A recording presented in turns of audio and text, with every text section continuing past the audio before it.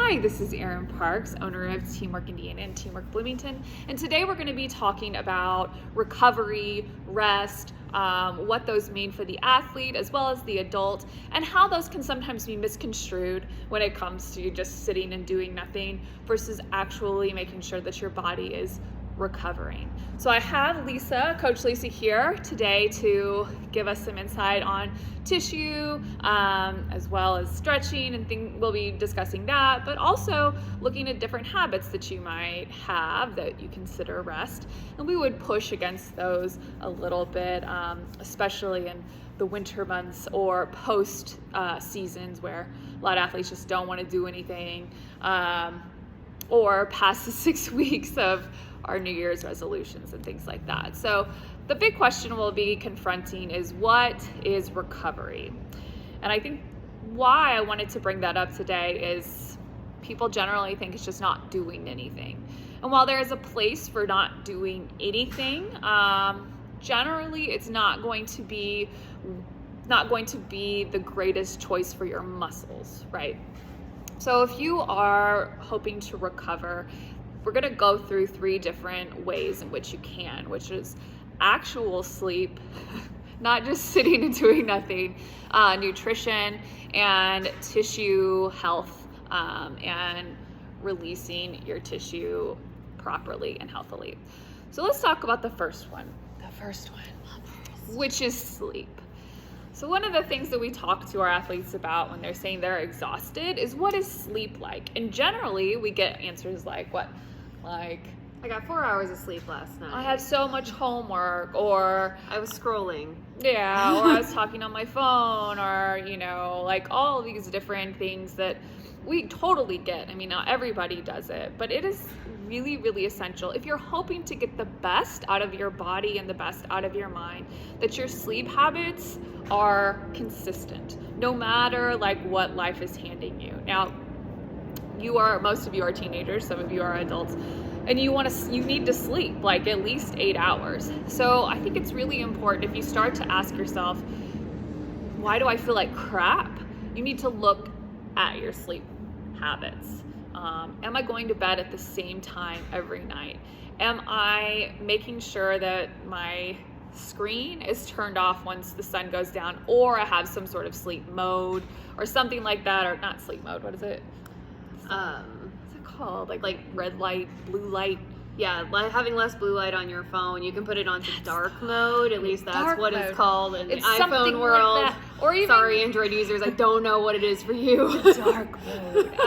And also just like your TV or any sort of like artificial light that you're using is going to screw with your sleep cycles. So you need to be really sensitive to that if you're finding that you're not getting enough sleep or you're waking up exhausted every day. Another thing you need to think about is what you do when you get up, or do you hit the snooze a lot? Are you feeling exhausted? Are you feeling sad and apathetic? These are suggestive of we're not mental health professionals here, but if you're feeling apathetic or you're unable to do daily habits, talk to somebody about your mental health here. So this is like out of our wheelhouse, but this is important to pay attention to, because a lot of people will go directly to physicality. They'll go, oh, I'm doing too much. And that's probably like physically not the case. But if you're finding that you don't want to do anything, and this lasts for 2-3 weeks at a time, definitely seek out someone to talk to and say, I'm not feeling the best. But that sleep indication of like wanting to sleep a lot or having interrupted sleep, or anyway, there's a lot that goes into your sleep. So that's the first thing I'd say when it comes to recovery. What are our sleep habits? Secondly, we talk about food. We talk to the athletes a lot, like eat a lot of protein, avoid a lot of processed sugars, processed food in general. And this is a general go-to. It's not like processed foods are easy, right? And they can feel like they're filling, but when it lends itself to muscle growth or having the best accessibility to your athleticism, it's not going to happen as well or as effectively. Generally, you're going to feel pretty fatigued if you're not paying attention to the quality of food you're putting in your body. Or just how much Sure. you're putting into your body. Absolutely. So how much you're putting in, if you're not eating enough, and your body can adjust, right? Metabolically, like if you just don't eat a lot, your body's going to slow down and be like, okay, well, we need to preserve the calories that we do get, and that's going to show an adjustment in your recovery, and something you should look to. Protein, having like a good protein shake that's not packed with sugar. And of course, there are argumentation that simple sugars are going to like be the best energy for you. This is an extreme sport, right? When you actually have depleted your body of all energy and you're trying to find something that will instantly exhibit some new like nutrition in you. And this is true. Simple sugar would do that. However, if we're talking about recovery, you need lots of protein. If you're going to eat carbohydrates, they need to be real. Like this is the starches that have like less than five ingredients to them, or carrots. I know this is gross. Actual food. Like bananas.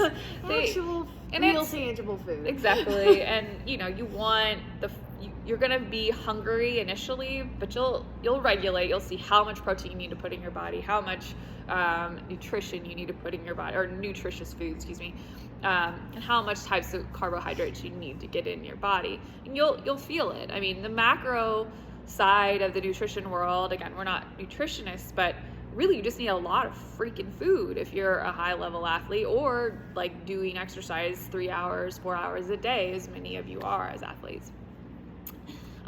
Finally, something that we do inside the gym is sort of the indicator that like I've got aches and pains, or I have my knees hurt, or my shoulders hurt, or just general physical fatigue. And when that comes into play, you can taper your training. You don't have to like not train, okay? Like you can come in, you can do stretching, and we're going to talk to Lisa about this. You can do tissue release. So I'm going to lend to hear what you consider the best way if you're feeling like you don't want to do anything, the aches and pains are coming. What's the best route to take there?